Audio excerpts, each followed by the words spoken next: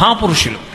వారి చుట్టూ ఎప్పుడూ వారి ఇంట్లో తిరుగుతూ ఉండేది అమ్మవారు. ఆఖరికి ఆయన శరీరం పడిపోయినప్పుడు ఆయన శరీరానికి అగ్నిహోత్ర సంస్కారం చేస్తే అప్పుడు ఆయన శరీరాన్ని విడిచిపెట్టి ఆ కట్టెల మీద కూర్చుని ఫోటోలో కూడా పడింది ఆవిడ. ఆ చిట్ట చివరి ఫోటోలో ఆ బాలాదేవి పడింది కూడా. అంతటి మహోపాసకుడు, మహానుభావుడు. అటువంటి తాడేపల్లి రాఘవనారాయణ శాస్త్రి గారు గంగానదిలో స్నానం చేయడానికి వెళ్ళారు. వెళ్ళి స్నానం చేస్తూ తల ముంచి సంకల్పం చెప్పి తల ముంచారు. నాకేమిస్తావు అని వినపడింది ఆడకంఠం. ఆయన మళ్ళీ ములిగారు.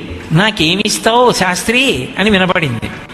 మూడో మాట ములిగారు. శాస్త్రి నాకేమిస్తావు అని వినపడింది. ఓ గంగమ్మ ఏమైనా ఇమ్మని అడుగుతోంది. అమ్మ కదూ, పరమ భాగవతోత్తములైన వాళ్ళు స్నానం చేస్తే గంగమ్మ ఇప్పటికీ పలుకుతుంది, నన్ను నమ్మండి. ఆయన స్నానం చేస్తే అడిగింది, ఏమివ్వాలి